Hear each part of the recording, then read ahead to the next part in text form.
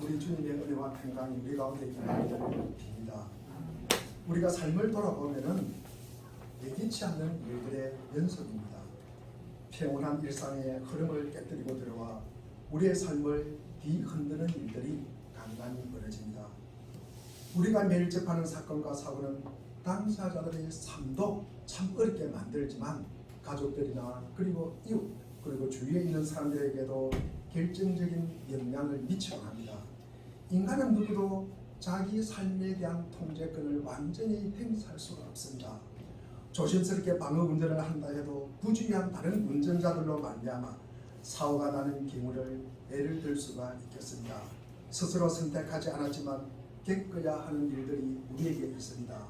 우리의 능력으로 잘 해결할 수 있다면 다행이지만 그러지 못한 일들이 참 많습니다. 철학자 칼 야스퍼스는 어떤 일에 직면하여 우리의 일상에 파탄을 일으키고 좌절감을 느끼게 만들고 삶이 뭔지를 묻게 하는 이 극한 상황을 일러서 한계 상황이라고 말했습니다. 투쟁이나 죽음이나 재책이나 질병이나 우연 등이 그것입니다. 인간은 그런 한계 상황을 만날 때 자기의 실존을 깨닫는다고 합니다. 비로소 자기 삶을 돌아보고 좋아서 집착하고 있던 것들로부터 해방을 경험하게 됩니다. 중병에 걸렸다가 회복된 이들 가운데 옛 삶의 방식을 내려놓고 새로운 삶을 시작하는 이들을 주위에서 들어보게 됩니다.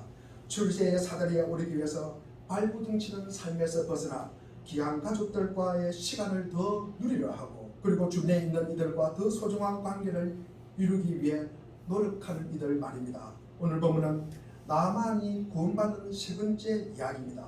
제가 첫 번째 나만에 대한 이야기를 할 때 인생에 부딪히는 문제를 푸는 열쇠는 어디에 있을까? 이 인생에 푸는 열쇠가 어디에 있을까? 많은 사람들이 눈여겨보지도 않고 그리고 무시하고 보잘것없는 그곳에 있다. 포로로 잡혀온 이 어린 소녀에게서 그리고 마구간에서 태어난 예수 그리스도에게서 그 해결책을 발견한다고 말씀을 드렸습니다. 두 번째는 지난 주일에 문제를 푸는 열쇠는 알았는데 그 해결의 실마리는 아는데도 나병인 채로 그대로 돌아가려고 하는 나만을 통해서 복음이란 좋은 소식이지만 내 자존심과 내 생각이라는 틀에 갇혀서 그 자리에 머물러 있거나 뒤로 돌아가는 경우도 있다는 말씀을 드렸습니다. 오늘 본문은 이어서 내 자존심도 내려놓았습니다. 내 생각도 내려놓았습니다. 하나님의 사랑의 말씀과 뜻을 받아들였습니다. 그런데도 치료받고 구원받은 자로 이 땅에서 살아내는 것이 쉬운 일입니다. 그렇게 믿음으로 살아간다는 것이 만만하지가 않다는 말씀을 드리고자 합니다. 현실과의 타협이라기보다는 세상살이의 지혜가 필요합니다. 나병에 걸렸다 치유되고 회복된 나만을 통해서 앞으로의 길, 구원받은 자로서 어떻게 살아가야 하는지에 대해서 제가 전하고자 합니다. 성경은 나만을 왕이 아끼는 큰 인물이다. 그리고 존귀한 자다. 그리고 큰 용사다. 그리고 강한 용사로 소개합니다. 그러니까 지금의 시리아 사람에게는 이 나만이 영적인 인물이지만도 이스라엘 사람들에게는 결코 긍정하고 싶지 않는 인물이었을 것입니다. 왜냐하면 두 나라는 적대관계에 있는 나라이기 때문입니다. 그런데 그 영적 인물이 나병에 걸렸습니다. 일종의 한계 상황에 직면한 것입니다. 할 수 있는 치료는 다 받았습니다. 그런데 차도가 없습니다. 어느 날 이스라엘의 포로로 잡혀와 나만 아내에게 시중들던 소녀가 말했습니다. 우리 주인이 사마리아에 계신 선지자 앞에 계셨으면 좋겠나이다. 그가 나병을 고치리다. 우리가 보통 때 같으면 포로로 잡혀온 어린 소녀의 말을 누가 귀담아 듣겠습니까? 아마 이 상을 볼 때 이 나만이 병이 참으로 위중했다는 증거입니다. 그래서 나만은 많은 선물과 함께 많은 아람의 아람 왕의 친서를 들고 적대국인 이스라엘로 향합니다. 그 나병을 고친다는 엘리사 선지자 집 문 앞에 왔습니다. 해결책을 알았고 그 해결책을 지닌 선지자 앞에 왔고 그리고 치료 곧 그 나병이 고침을 받을 줄 알았습니다. 그런데 그 과정에서 문제가 생겼습니다. 나만이 화가 나가지고 나병인 채로 돌아가려고 합니다. 여기서 중요한 것은 우리에게 나만에게만 있는 것이 아니라 이 나만이 나병을 고치기 전에 먼저 해결해야 할 문제가 있다는 사실입니다. 우리에게도 마찬가지입니다. 거의 해결되는 것 같습니다. 거의 이루어진 것 같습니다. 임박한 것 같습니다. 그런데 안 됩니다.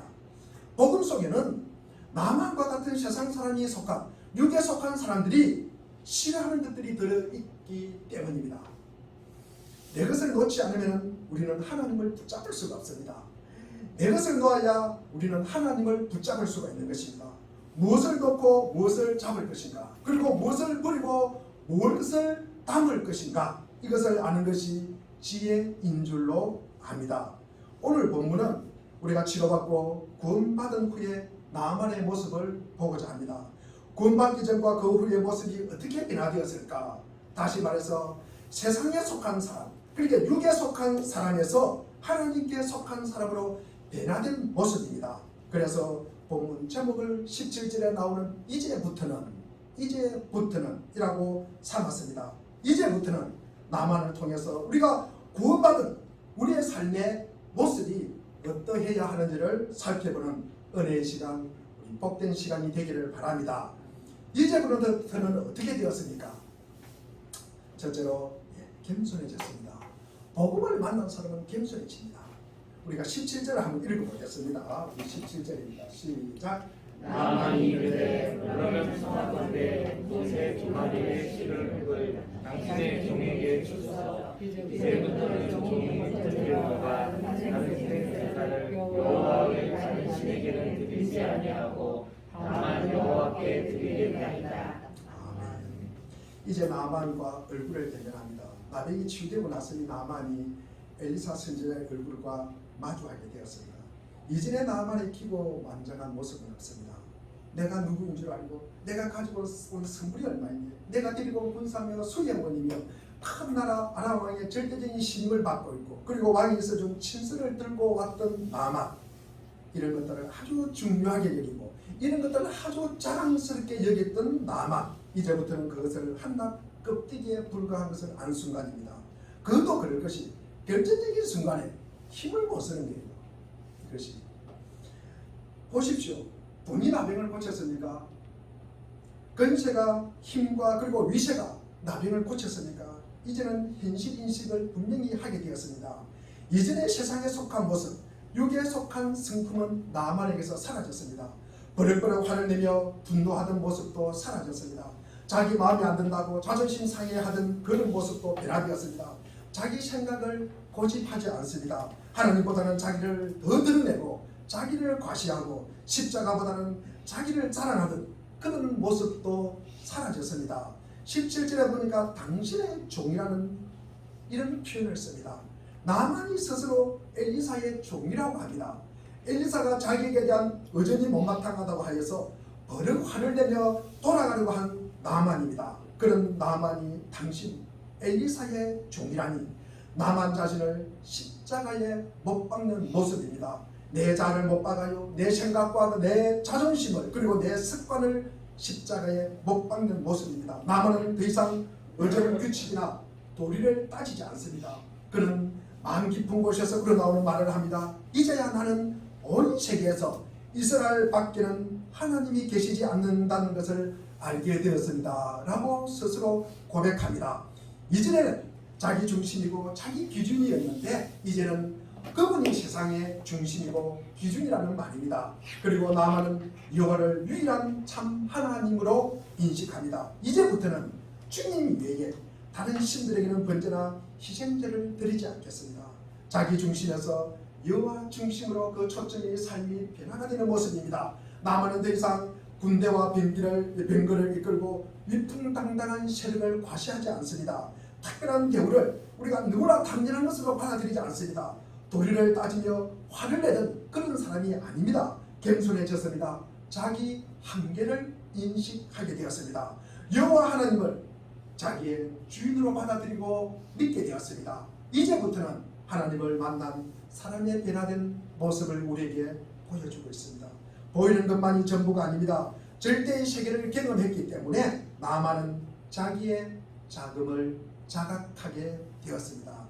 나만은 자기가 누구인지 알게 되었습니다. 나아만은 그 하나님을 몰랐던 것이 죄임을 알게 되었습니다.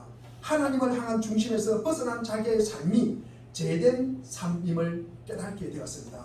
그러기에 그는 자신을 연자의 종으로 지칭하며 준비해온 선물을 받아달라고 엘리사에게 부탁하지만 선지자는 단호하게 거절합니다. 왜? 자신이 한 일이 아니라 하나님이 하신 일이기 때문입니다. 14절에 하나님의 사람의 말대로 할 때 하나님의 선지자에게 순종하는 것은 생명과 치유를 가져옴을 보여줍니다.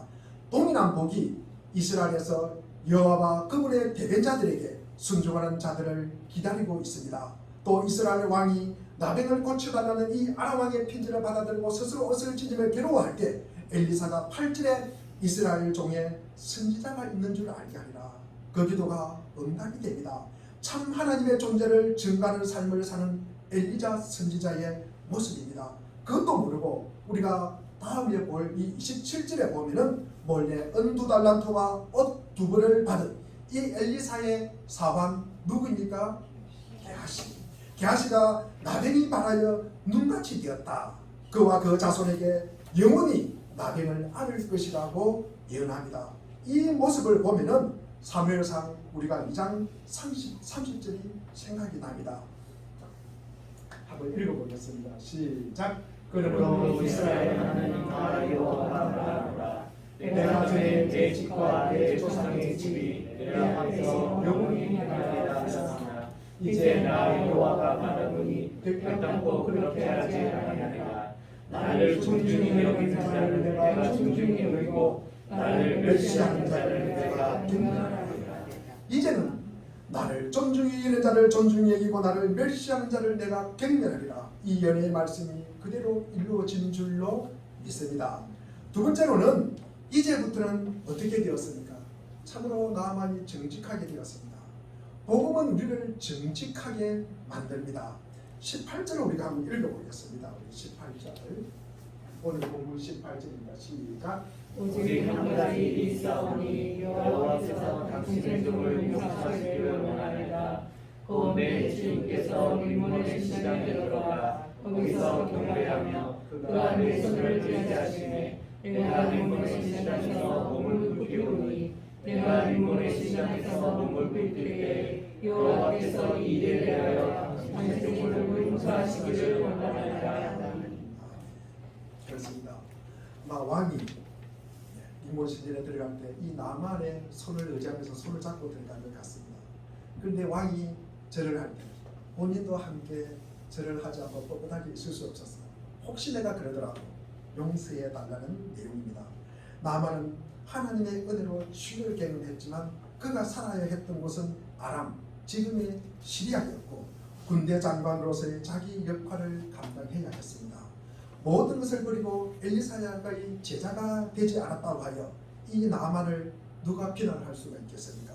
물론 세상에는 하나님의 부름에 응답하여 모든 것을 버려두고 소명을 따라 사는 사람도 있습니다. 그러나 모두가 그럴 수가 없습니다.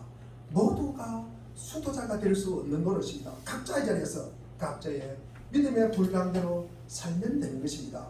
은혜를 체험했다고 하여서 모든 사람이 신학을 그만두고 목회자가 되면 큰일입니다. 제가 신대원 20대의 이야기입니다. 교수님 세 분을 앞에 두고 제가 면접을 보게 되었습니다. 그때 대뜸 한 교수님께서 하시는 말씀이 저에게 왜 왔느냐고 묻는 거예요. 그리고 화를 내면서 왜 왔느냐고, 나이들가 왜 왔느냐고, 경쟁률도 이런 게 높은데 왜 왔느냐고 묻는 거예요. 아니 왜 왔느냐는 말을 갖다 한 5번 반복해서 하시는 거예요. 그래서 제가 굉장히 당황스러웠습니다. 그래서 제가 그 순간에 이런 말을 했습니다. 제가 신앙 안 하면 죽을 것 같아서 왔습니다. 이러니까 또 교수님께서 잘 오셨다고 또 제게 이야기하는 거예요. 잘 오셨다고. 물론 그 후에 그분을 만났어요. 그분이 그 이야기를 기억하면서 제게 미안하다고 그러더라고요. 저보다 나이 작은 교수님이십니다. 그래서 그것이 면접 볼 때 본인이 그때 기분 나빠가 튀어나가면 그것으로 끝나는 것 아니냐. 면접은 원래 그렇게 하는 것이다. 그래서 저에게 참 감사하다는 말씀을 저에게 하시더라고요. 아마 그렇습니다. 우리가 자기의 삶의 자리, 이 올려주신 소명의 자리로 알아서 무슨 일을 하든 하나님 앞에서 행하듯 조심스럽고 정성스럽게 하면 되는 것입니다. 종교 개혁자들은 우리가 직업을 소명이라고 합니다. 우리가 콜링이라고 합니다. 부르심이라고 합니다. 세상에는 정말 많고 많은 직업이 있습니다. 가급적이면 밥벌이에 무능하지 않는 사람이 되려고 노력해야 합니다. 우리가 데살로니가전서 4장 11절과 12절에 보면은 제가 세 번역으로 읽었습니다. 사도 바울은 성도들에게 조용하게 살기를 힘쓰고 자기 일에 전념하고 자기 손으로 일을 하십시오. 그리하며 여러분은 바깥 사람들을 대하여 품있게 살아가야 하고 또 아무에게 신시해지는 일이 없도록 해야 합니다. 라고 말했습니다. 그도 역시 장막 만드는 일을 하면서 복음 전파자의 소명을 또한 감당했습니다. 어떤 이들은 입에 풀칠을 하기 위해서 적성에 맞지 않는 일을 하느라 안간힘을 다할 때도 있습니다. 일도 힘들고 관계의 어려움 때문에 때리치우고 싶은 때도 또 얼마나 많겠습니까? 아까운 세월만 묵새기고 있는 것 같아 조급증이 날 때도 있습니다. 그러나 자기 건강을 현저하게 대하는 일이나 그리고 영혼을 피폐하게 만드는 일이나 생명을 파괴하는 일이라면 가급적 그 직에서 빨리 떠나는 것이 좋습니다. 우리가 떠날 때는 떠나더라도 자기 자리를 소명의 자리로 여길 수 있어야 합니다.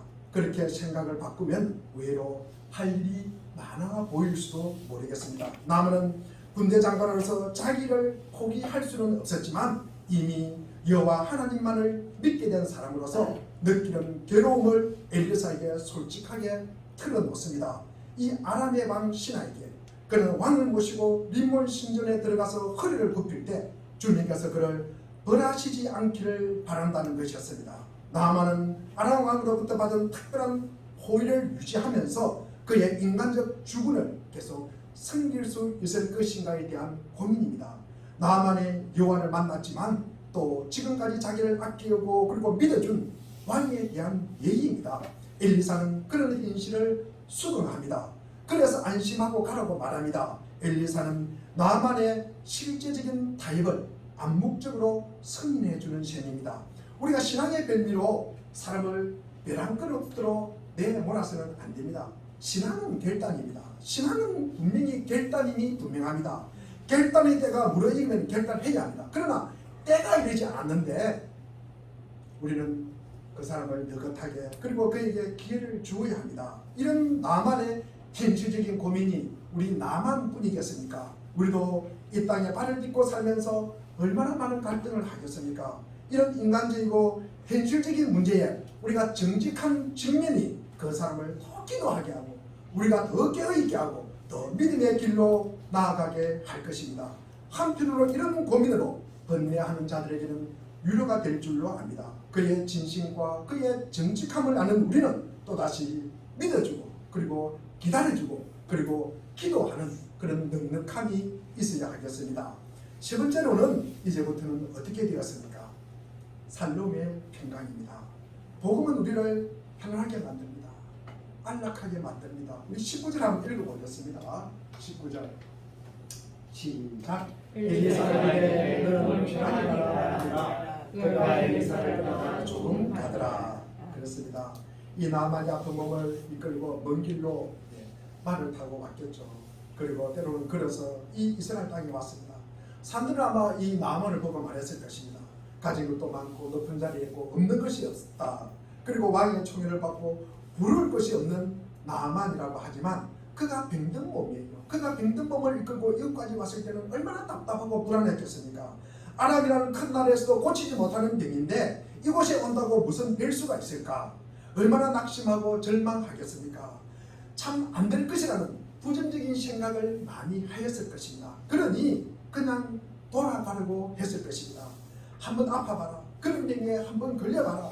군대 장관 체면에 밖으로 표현은 못하지만 얼마나 불안했겠습니까? 이런 불안함과 근심과 걱정을 안고 먼 길을 찾아갔습니다. 그리고 본인에게 나병이라는 이 질병으로 인해서 이 불편함은 아마 이루 말할 수가 없었을 것입니다.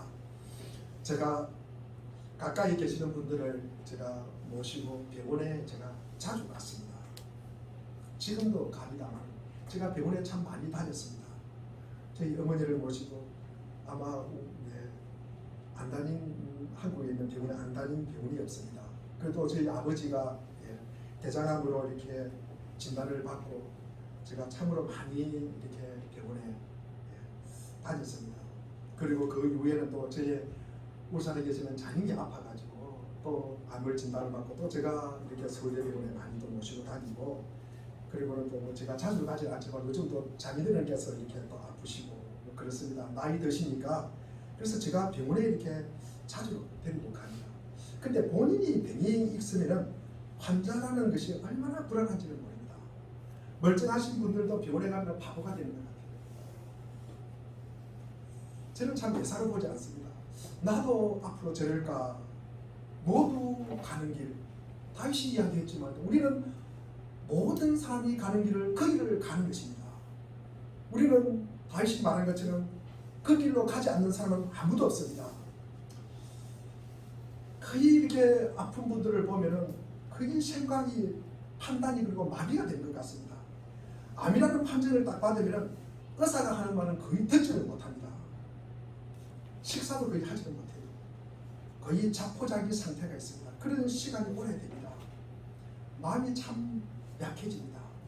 자주도 화를 내고 짜증을 냅니다. 아마 이게 불안함의 증거일 것입니다.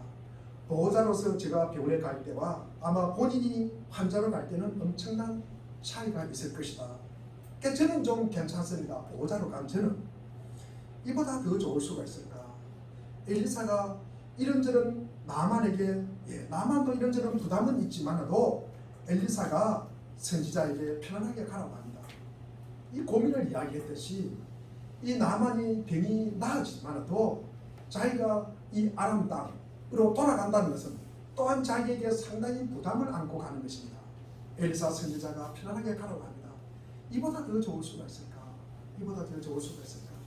우리의 삶에 이보다 더 큰 위로가 있을까 하는 생각을 해봅니다. 육신의 질병이 치유된 것은 물론 너무나 좋겠죠. 그리고 마음적으로도 내가 만난 하나님에 대한 신비로움과 동경이 있습니다. 그리고 또 내가 발을 딛고 지금까지 있게 해준 왕에 대한 또 예의와 그리고 신뢰의 마음을 간직하고 돌아가게 되었습니다. 이게 바로 복음이 우리에게 주는 평강과 안식입니다. 지난 주일 설교 제목이 뭐였습니까? 우리 권사님께서 기도하시면서 말씀을 하셨는데 구원의 길이고 치유의 길이라고 제가 말씀을 드렸습니다. 제가 말씀 중에 이런 말씀을 했습니다. 하나님은 그리스도를 본받으라고 우리를 부르신 것이 아니다. 그리스도의 가르침을 실천하려고 애써보라고 부른 것이 아니다.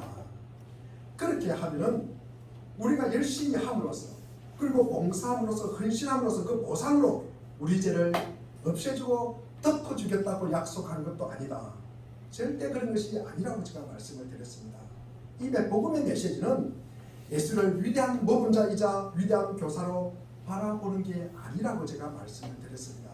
아마 이 말씀을 들으시면서 우리는 평소에 예수님을 따라 사는 게 너무나 당연한 게 아닌가? 우리는 예수님을 모범자로 삼고 교사로 삼고 그분에게 본받고 그리고 그분에게 순종하며 살아가는 것이 아닌가? 아마 들으면서 좀 이상하다 이런 분 막 그렇게 들은 분도 계실 줄로 압니다.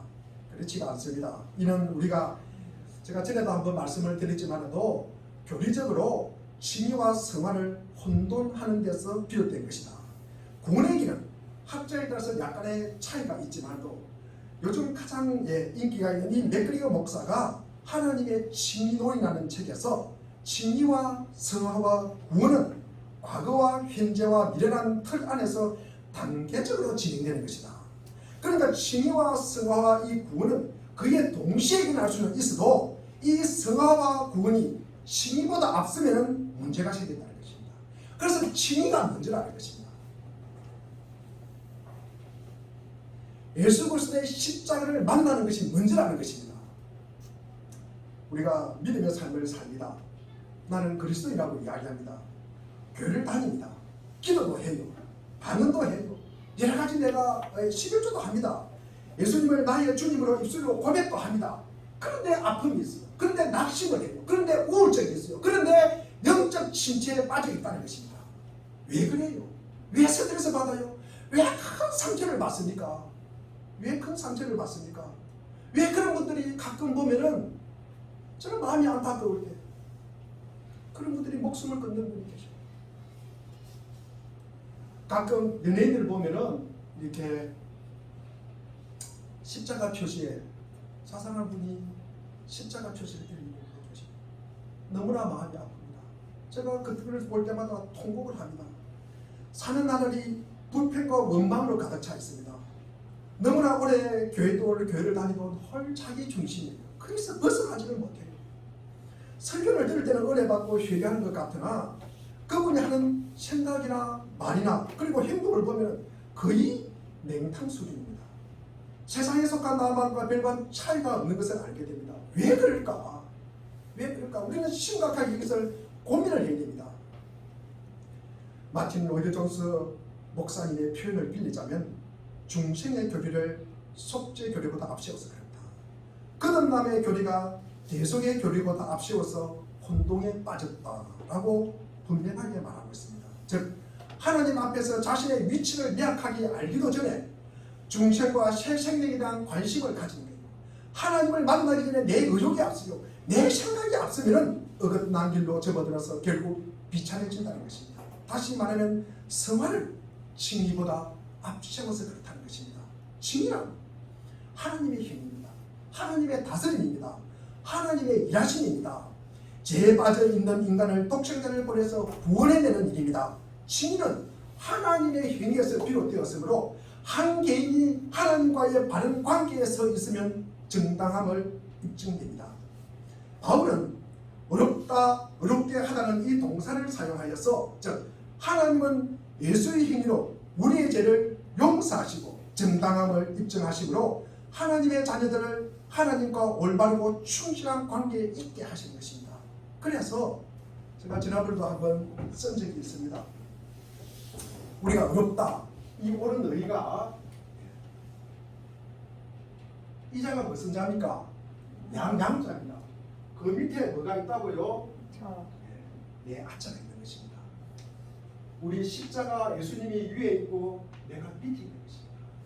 이것이 우리가 주님과의 바른 관계입니다. 이 관계가 명확하게 되어야 된다는 것입니다. 이것을 갖다가 칭의라고 이야기하는 것입니다. 이 의자가 이 의자입니다. 이 의가 그래서 우리가 이 상태가 명확하지 않는 상태에서 내가 때로는 십자가 위에 있어요. 내가 하나님 위에 있어요. 내가 하나님보다 먼저 있어요. 그런데 그런 상태에서 우리가 믿음 생활을 한다. 그러면 우울증이 빠지는 거예요. 영적 침체가 오는 것입니다. 자기 목숨을 스스로 끊는데 그래서 칭의란 우리가 만세전부터 우리를 부르시고 택하시는 과거의 사건입니다. 우리가 태어나기 전에도 일어난 일입니다. 죄에 빠져 있는 나였으나 어렵다고 칭하여 주는 것입니다. 완전히 죄에 빠져 나왔다는 의미가 아니라 그 방향을 제시해 주는 것입니다. 예수 그리스도는 우리를 대속하기 위해서 십자가에 돌아가시고 우리를 위해 다시 살아나신 분, 지금도 우리를 중보기도 하고 계시는 분, 언젠가는 심판의 뒤로 오실 분, 우리가 이것을 믿는 것입니다. 칭의를 통해 우리에게 요구하는 것은 오직 믿음이라고 합니다. 우리가 오직 믿음 이야기할 때는 이 믿음을 이야기하는 것입니다. 믿어라. 그저 믿기만 하면 된다는 것입니다. 의로움은 예수 그리스도의 힘이지 우리의 것이 아닙니다. 우리는 단지 그 사실을 믿음으로 예수님의 의가 우리에게 증가되어서 누리는 것이므로 우리 자신의 공로가 우리 구원에 개입된 것은 없다는 말씀입니다. 그래서 자랑할 것이 없어요. 그 다음에 성화를 통해서 우리에게 요구하는 말은 깨어 기도하고 싸우라고 말합니다. 하나님 나라 천국은 침노하는 자의 것이다. 우리가 예수 그리스도를 따라 살려고 애쓰고 힘쓰고 노력하는 것입니다. 나를 살리려고 나의 죄를 위하여 십자가에 돌아가신 그 은혜에 감사해서 나를 언제 어디서나 다스리시고 일하시는 그분에게로 돌아가는 것입니다. 그분의 말씀에 순종하고 그렇게 따라 살리고 발버둥치는 이 현재의 사건을 우리는 성화라고 하는 것입니다. 성화는 칭의의 결과로 나타나는 자연스러운 모습입니다. 이 칭의와 성화를 기반으로 두고 구원이 되는 것입니다. 그래서 구원의 미래 사건이라고 합니다.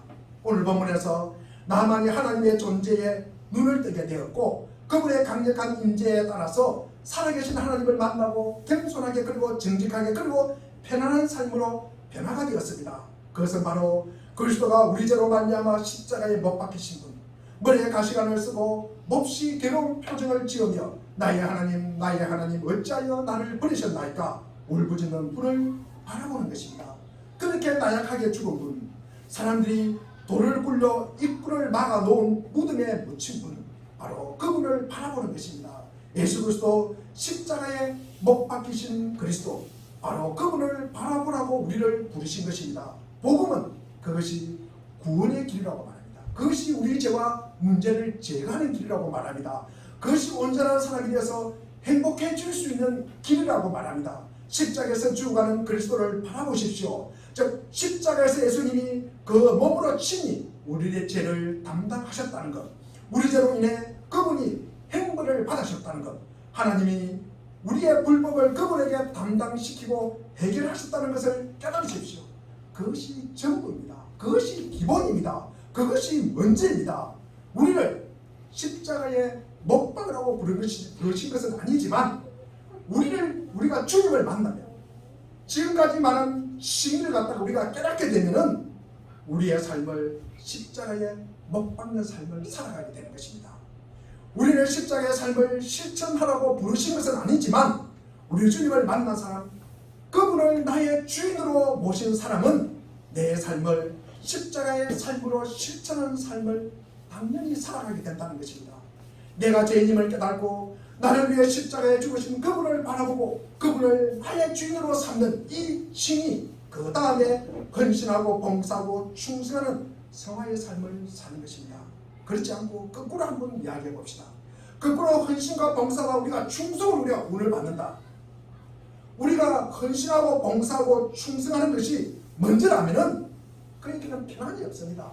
그에게는 정직이 없습니다. 그에게는 겸손이 없습니다. 그에게는 순종이 없습니다. 오직 자기 능력을 자랑하면서 살아가게 되는 것입니다. 자기 힘에 못 미치니까, 그리고 자기 마음대로 안 되니까 우울해요. 스트레스 받아요. 영적 침체에 빠지는 것입니다. 인간이 인간의 힘으로 아무리 해도 구원할 수 없는 것이 성경의 일관된 우리에게 주는 메시지입니다. 마마는 자기의 한계사항을 인식하고 또 자신의 자존심과 자기 생각을 내려놓고 하나님을 나의 주인으로 받아들이고 구원받은 자로서 감사를 표시하며 선물을 주러 갑니다. 그래서 엘리사는 그 구원과 치료는 하나님의 일하심으로 그 선물을 안 받으려고 합니다. 즉 나만이 주는 선물을 엘리사가 거절합니다. 그러자 나만은 뜻밖의 부탁을 합니다. 우리 17절에 나오는 이야기입니다. 낙이 2마리의 실을 만큼의 흙을 가져가게 해달라는 것이었습니다. 그 흙은 하나님의 큰 사랑 안에 받아들여졌던 기억의 장소를 떠올리게 하는 것입니다. 어떻게 하든 내가 만난 그 주님을 더 가까이 하고 싶고 더 기억하고 싶고 더 은혜 받고 싶고 그 감격과 그 은혜를 계속 누리고 싶은 거예요. 엘리사가 그런 것도 아닌데 그는 주님 위에 다른 신에게는 내가 번제나 희생제를 드리지 않겠다고 다짐합니다. 그는 자기의 삶의 자리인 아람으로 돌아가야 합니다. 그의 영혼의 고향은 요단강이 셈입니다. 그래서 흙 한 줌의 위로를 느낀 적이 있으신지요? 하나님을 만나 그 감격을 유지하고픈 것입니다. 변화된 삶을 계속 살겠다는 본인의 다짐이요 의지입니다. 사회학자이고 통일부 장관을 역임하신 한한상 선생님은 1962년 가을에 미국으로 유학을 가게 되었습니다.